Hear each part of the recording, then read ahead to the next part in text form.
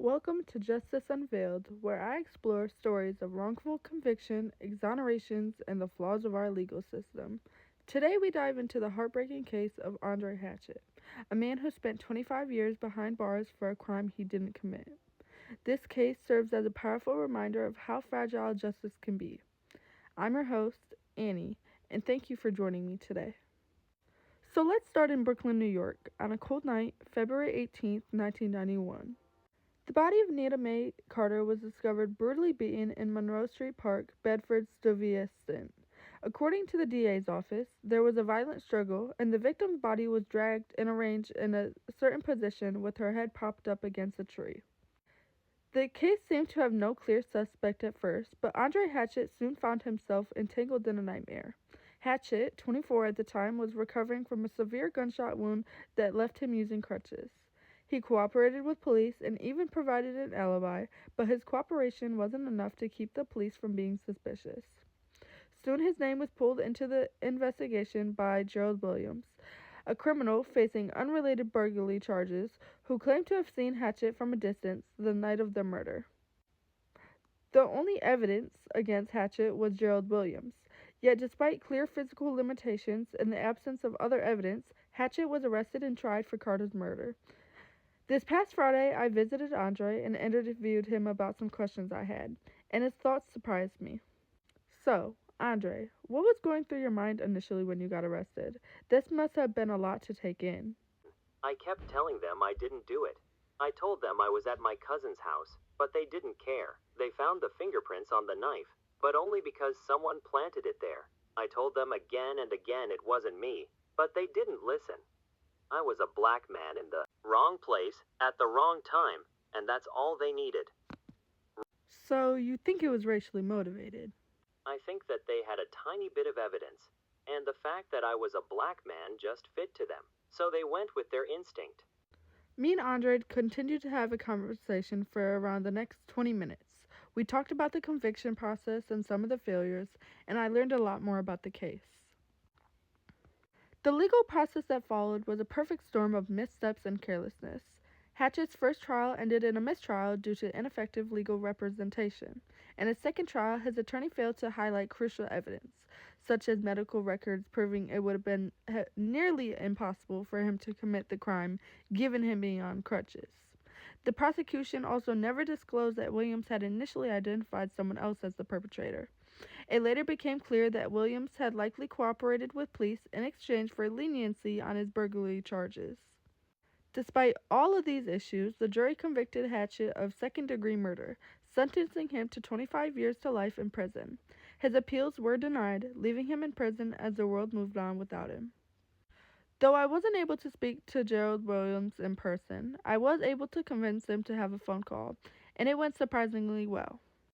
Gerald, thanks for joining us. A lot of questions have come up over the years about your testimony. Let's start with the night back in 91. You told the police you saw Andre Hatchett in the park, swinging his arm over the body. Can you take us back to that moment? Yeah, I told the police what I saw that night. It was dark, and I wasn't that close. But look, I was trying to help, you know? I'd been in trouble myself, and thought maybe cooperating would clear my record. So you were hoping your cooperation might earn you some leniency, and it's been noted that at one point you initially identified a different person as the one at the scene. What made you change your story? There was a lot of pressure. They kept asking me questions, and at the time, I was just thinking about what was best for me.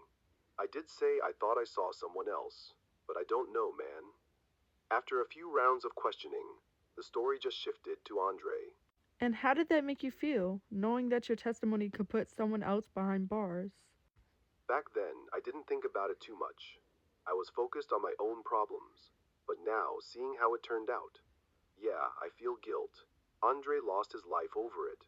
He went to prison, lost family, everything. And I think back, like, maybe if I hadn't said what I did, things would be different. It's understandable. Many wonder how you were the only key witness.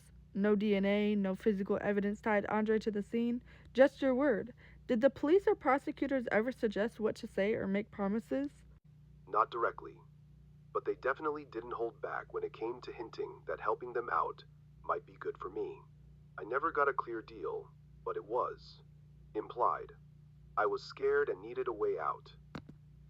Thank you for being honest. Your testimony helped convict Andre, but it's important for listeners to hear the whole story. And now that you're looking back, is there anything you'd want to say to Andre? I just tell him I'm sorry.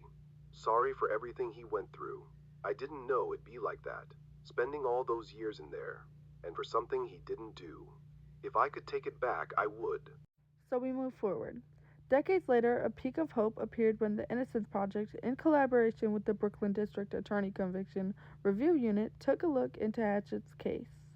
What they found was failures at every turn in the case, evidence that could have exonerated him but had been buried, and key witnesses' credibility was left unchallenged. After years of advocacy and support, Andre Hatchett was finally exonerated on March 10, 2016. He walked out of Brooklyn Supreme Court a free man, now 49 years old.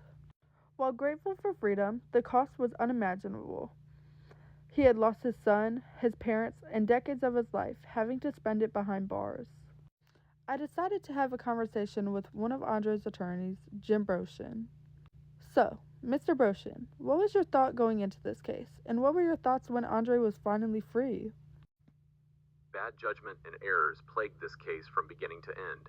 Sadly, the evidence we uncovered reveals that the system failed him at every step in the process. This all happened just because of a lack of effort.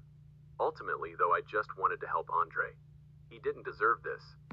And finally, a few words from Andre. So, Andre, how does it feel to be free? I feel good. I'm glad I'm free. I've been innocent for 25 years. There's a lot of innocent people in jail. Well, friends, that's all for today's episode. Thank you for listening to Justice Unveiled. Until next time, stay curious, stay compassionate, and never stop asking questions.